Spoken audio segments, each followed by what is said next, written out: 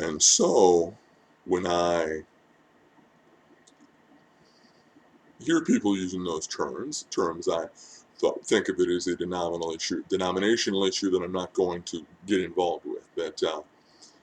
So for so many situations, I was not going to be there more than a day or two, or even a night. I thought it unnecessary to even have an opinion on the subject, because I mean, there's so many things that Christians get very heated about the opinions about that we actually have no biblical direction to have an opinion on. You can have an opinion, but there's no verse saying you have to take a side here. It is comparable to, we are very vehement on our opinions on Arminianism versus Calvinism, but I can't find a verse that says you better take a side and you better fight about it. Likewise, just as I can't find a verse that says you have to call your leaders pastors, I can't find a verse that says you have to take a side and you have to fight about it. Now, for me, reading Ephesians 4:11, I have this entirely different understanding of the word pastor, which is that it's one of 5 ministry offices that the church needs to equip us on our way to the work of ministry as lay ministers that constitute the body of Christ, and to bring us to maturity and perfection on the image of God, of which pastor is one, of which it's a symptom of modern dispensationalism. That is, the idea that there's an Old Testament God that worked differently. There's a New Testament God, or not even Old Testament, New Testament. There's a first century God that does things a certain way. And now we have a modern Jesus, a modern God that does things differently. And so it makes for a simplified Christianity where you don't have to think about whether or not there are apostles, whether or not there are modern prophets, evangelists, shepherds, and teachers. It is my conviction, both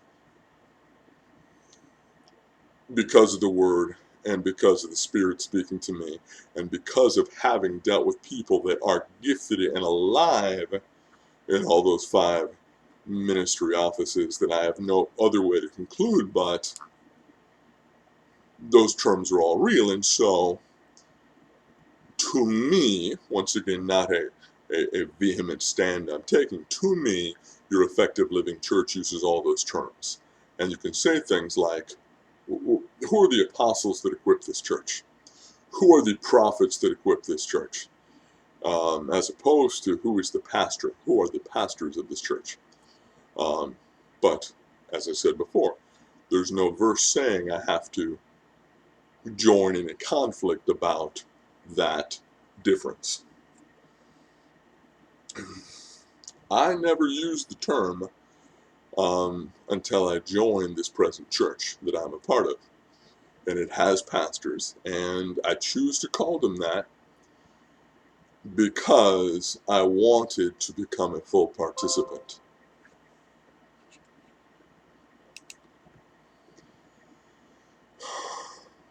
In the years that followed my divorce, and maybe some time, I can talk about the spiritual effects and repercussions of divorce at some point, if that's something my loyal friends, subscribers want to hear about or talk about.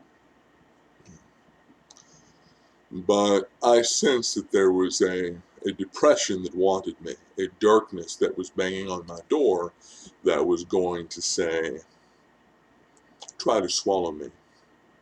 Because the devil really wanted my divorce to crush me and render me incapable of obedience to God.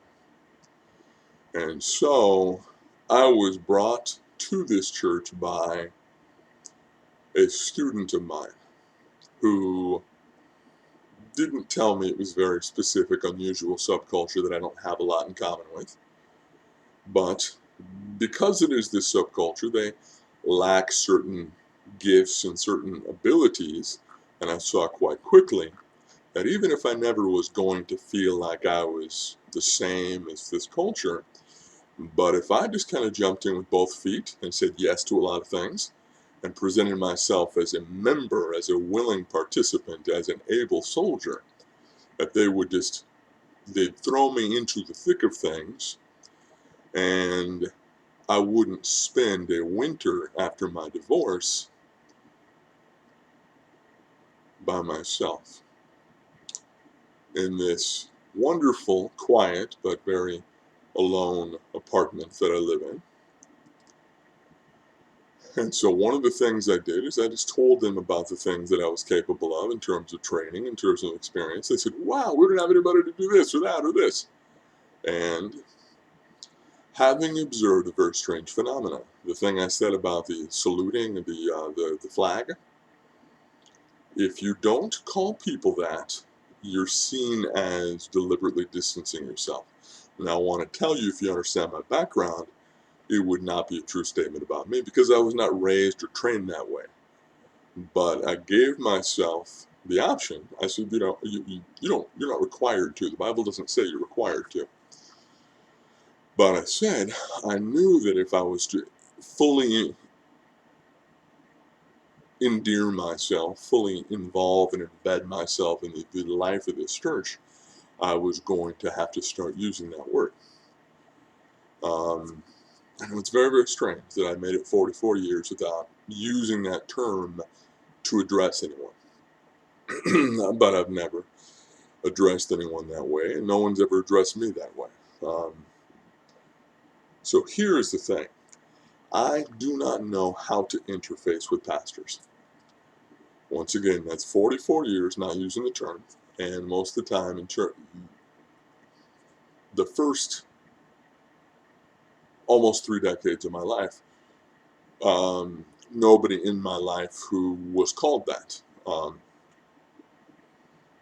I do not know how to befriend pastors. I do not know. So you could tell me on paper how it is that's supposed to work, but until I've gone through it, like imagine if you were like to take swimming lessons online or driving lessons online. You could pass a written test about how to describe dog paddling. You could pass a written test on how to describe parallel parking. But until you have done the thing repeatedly to where you have muscle memory, you are dangerous. You are somebody who could hurt people. And my capacity for using that term correctly is still not good. Now, we can talk about the distinction between the church spiritual and the church temporal. That is, when we say the church in the most spiritual sense, it is all the things God says about it. Church in the most temporal sense is all the things that we can notice about it with our eyes.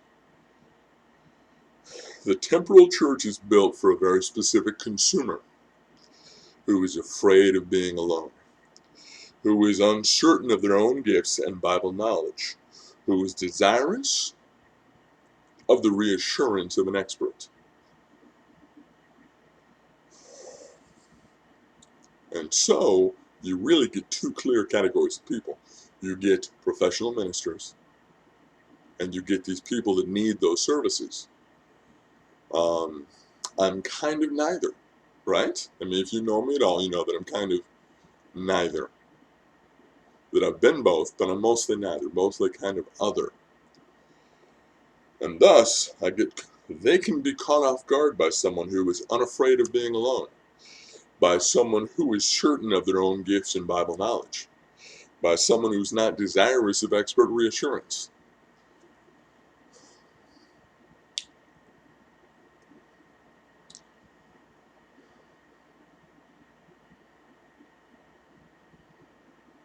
So, I'm uncertain how to end this, but I was super convicted and also super cautious about how to word these things because it's so little walking on eggshells. I hope at no point have I been critical of pastors, people that are in that position, people that feel like you have to use that term to describe leaders of churches, or even the 2 very talented men that are pastors of the church where I am a member, and that I choose, not out of habit, not out of religion, not out of legalism, but I choose out of desire for full membership and involvement, I choose to call pastor.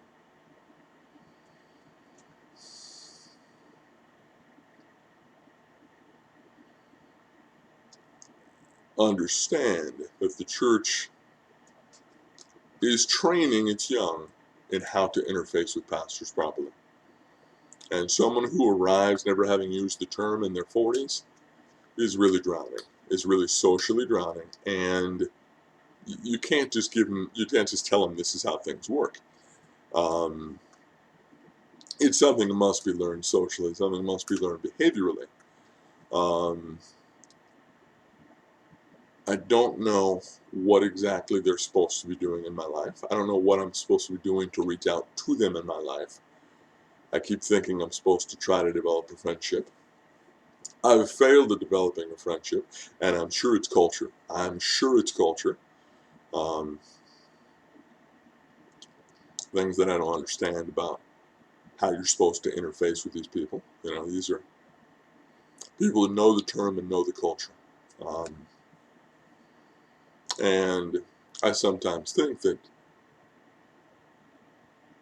my inability to know these things and know them deeply and understand them, also having coming from a background that kind of doesn't automatically accept these things, gives me a certain air of distance, gives me a certain air of aloof, a certain air of like, I'm too cool for this. I'm not.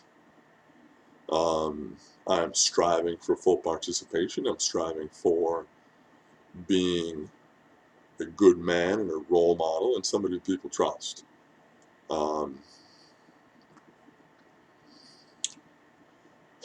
I don't think I'm the only person in this situation. I don't think I'm the only one who's struggling with trying to figure out how to interact with pastors. Because it's a two-part relationship that is taught over decades of social conditioning, decades of social nonverbal learning. It's not, you just walk in and it's kind of normal and you figure out how it works. I want to stop right there before I ramble too much. My brothers, my sisters, I hope this was beneficial to you. It may have just been me unburdening my heart on a topic that puts me in knots sometimes. It may have been that you are ministering to me by listening, although maybe you got something from this. It may just be that you listening when you hear this today, tomorrow, the next day, a week from now, and commenting on it gives me something that I need. All right. Thank you guys. I love you. God bless you. If I have blessed you, encouraged you, given you any sort of nugget of spiritual food, please bless me by liking and subscribing. God bless you.